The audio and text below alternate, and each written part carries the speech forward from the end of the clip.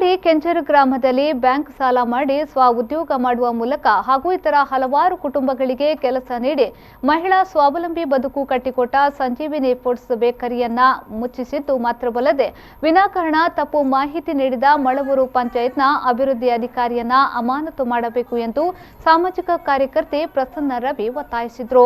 ಮಳವೂರು ಗ್ರಾಮ ಪಂಚಾಯತ್ ಮುಂಭಾಗ ಸಂತ್ರಸ್ತ ಮಹಿಳೆಯರು ನಡೆಸಿದ ಪ್ರತಿಭಟನೆಯಲ್ಲಿ ಭಾಗವಹಿಸಿ ಅವರು ಮಾತನಾಡಿದರು.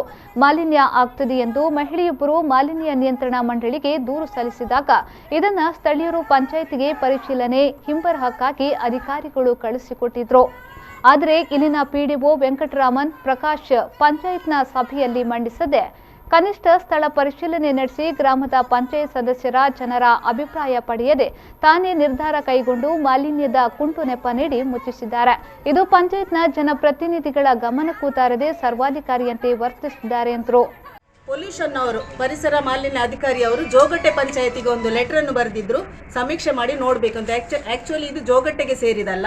ಪುನಃ ಈ ಪೊಲ್ಯೂಷನ್ ಅವರು ಇಲ್ಲಿಗೆ ಈ ಗ್ರಾಮ ಪಂಚಾಯತಿಗೆ ಒಂದು ಲೆಟರ್ ಅನ್ನು ಬರೆದಿದ್ರು. ಲೆಟರ್ ಅನ್ನು ಬರೆದಿರುವಾಗ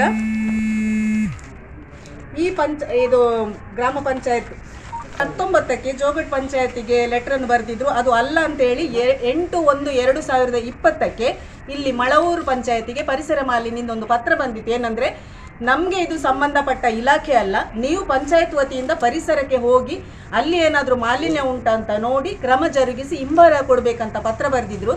ಈ PDO ಯಾವುದೇ ಪತ್ರವನ್ನು ಜನವರಿಯಿಂದ ಜೂನ್ ತನಕ ಯಾವುದೇ ಪತ್ರವನ್ನು ಮೀಟಿಂಗ್ಗೆ ಹಾಕಲಿಲ್ಲ.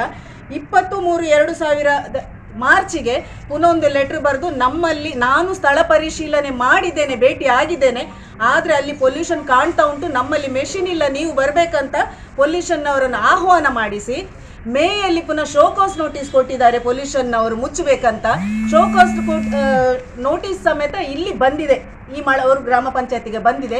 ಆದರೂ ಮೀಟಿಂಗಲ್ಲಿ ಇಡಲಿಲ್ಲ. ಈ ವ್ಯಕ್ತಿ ಯಾವುದೇ ಒಂದು ಪತ್ರವನ್ನು ಮೀಟಿಂಗ್ಗೆ ಇಡದೆ ನನಗೆ ಗೊತ್ತಿಲ್ಲ ಅಂತ ಹೇಳಿಕೊಂಡು ಮಾಡಿ ಈ ಒಂದು ಬೇಕರಿ ಮುಚ್ಚಿಸಿತು. ಪುರ್ಕೋಡಿ ಗ್ರಾಮಸ್ಥರಾದ ಅರುಣ್ ಶೆಟ್ಟಿಯವರು ಮಾತನಾಡಿ, ಯಾವುದೇ ಕಾರಣವಿಲ್ಲದೆ ಕೆಲವರ ಸ್ವಾರ್ಥಕ್ಕಾಗಿ ಬೇಕರಿಯ ಬಾಗಿಲು ಮುಚ್ಚಿಸಿದ್ದಾರೆ. ಪಂಚಾಯತ್ ಗಮನಕ್ಕೂ ತಾರದೆ ಈ ಘಟನೆ ನಡೆದಿದೆ. ಪಂಚಾಯತ್ ನಿರ್ಣಯವನ್ನ ಮಾಡಿಲ್ಲ. ಇದೀಗ ಮಹಿಳೆಯರು ಉದ್ಯೋಗವಿಲ್ಲದೆ ಸಂಸಾರ ನಡೆಸಲು ಕಷ್ಟಪಡುವಂತಾಗಿದೆ. ಘಟನೆಯನ್ನ ಶಾಸಕರ ಗಮನಕ್ಕೆ ತರಲಾಗಿದ್ದು PDO ವಿರುದ್ಧ ಕ್ರಮಕ್ಕೆ ಒತ್ತಾಯಿಸಿದ್ದೇವೆ ಎಂದರು. ಈಗ ಆ ಸಂಜೀವಿನಿ ಫುಡ್ಸ್ ಅನ್ನು ಕ್ಲೋಸ್ ಮಾಡುವಲ್ಲಿ ಮುಖ್ಯ ರೂವಾರಿಯಾಗಿರುವಂಥ ನಮ್ಮ ಮಳವೂರು ಗ್ರಾಮ ಪಂಚಾಯತಿನ PDO ಇವರನ್ನು ಯಾಕೆ ಇಷ್ಟು ಸಮಯ ಇಲ್ಲಿ ನಿಲ್ಲಿಸಿದ್ದಾರೆ ಅಂತ ಗೊತ್ತಿಲ್ಲ. ನಾವು ಪಂಚಾಯತ್ಗೆ ಬಂದ ಕೂಡಲೇ ಕೇಳ್ತಾರೆ, ನೀವು ಯಾಕೆ ಬಂದದೆ ಅಂತ. ನಾವು ಅವರ ಮನೆಗೆ ಬಂದಾಗಿ ಅವರು ಇಲ್ಲಿ ಅವರ ಪ್ರದರ್ಶನ ನಡೀತಾ ಇದೆ. ಇಂಥ PDO ಇನ್ನು ಮುಂದೆ ಮಳವೂರು ಗ್ರಾಮ ಪಂಚಾಯತಿಯಲ್ಲಿ ಇರಬಾರ್ದು. ಆದಷ್ಟು ಬೇಗ ಅವರನ್ನು ಇಲ್ಲಿಂದ ಅಮಾನತು ಮಾಡಬೇಕಂತ ನಾವು ವಿನಂತಿ ಮಾಡ್ತಾ ಇದ್ದೇವೆ. ಹಾಗೆಯೇ ಸಂಜೀವಿನಿ ಫುಡ್ಸಿನ ಒಂದು 20 ಕುಟುಂಬ ಈಗ ಬೀದಿಗೆ ಬಂದಿದೆ. ಇದಕ್ಕೆ ಯಾರು ಉತ್ತರವನ್ನು ನೀಡ್ತಾರೆ, ಅವರಿಗೆ ಭದ್ರತೆಯನ್ನು ಯಾರು ನೀಡ್ತಾರೆ ಅನ್ನುವ ಪ್ರಶ್ನೆ ಮುಖ್ಯ ಆಗಿದೆ. ಇವತ್ತು ಎಲ್ಲ ಕಾರ್ಮಿಕರು ಇಲ್ಲಿದ್ದಾರೆ, ನಿಮ್ಮ ಮುಂದೆ ಇದ್ದಾರೆ. ಅವರ ಈಗಾಗಲೇ ಕೋವಿಡಿಂದಾಗಿ ತುಂಬ ತೊಂದರೆಯನ್ನು ಅನುಭವಿಸಿದಂತಹ ಕಾರ್ಮಿಕರು ಈಗ ಮಳವೂರು ಗ್ರಾಮ ಪಂಚಾಯತಿನಲ್ಲಿ ಮುಂದೆ ಬಂದು ಪ್ರತಿಭಟನೆ ಮಾಡುವಂತಹ ಪರಿಸ್ಥಿತಿಗೆ ತಂದಂತಹ ನಮ್ಮ PDO ಇವರನ್ನು ಯಾರು ಕೇಳುವ ಒಂದು ಅಧಿಕಾರಿಗಳೇ ಇಲ್ಲ ಅಂತಾಗಿದೆ. ಸ್ಥಳದಲ್ಲಿ PDO ಅವರಿಗೆ ಮುತ್ತಿಗೆ ಹಾಕಿ ಸಂತ್ರಸ್ತ ಮಹಿಳೆಯರು ಆಕ್ರೋಶ ವ್ಯಕ್ತಪಡಿಸಿದ್ರು. ಸಂಜೀವಿನಿ ಫುಡ್ಸ್ನ ಮಾಲಕಿ ವಾಣಿ, ಕವಿತಾ, ಉಷಾ, ಶಾರದಾ, ರಶ್ಮಿ, ಮಾಲತಿ, ಆಶಾ, ಹೇಮಾ ಮೊದಲಾದವರು ಈ ಪ್ರತಿಭಟನೆಯಲ್ಲಿ ಭಾಗವಹಿಸಿದ್ರು.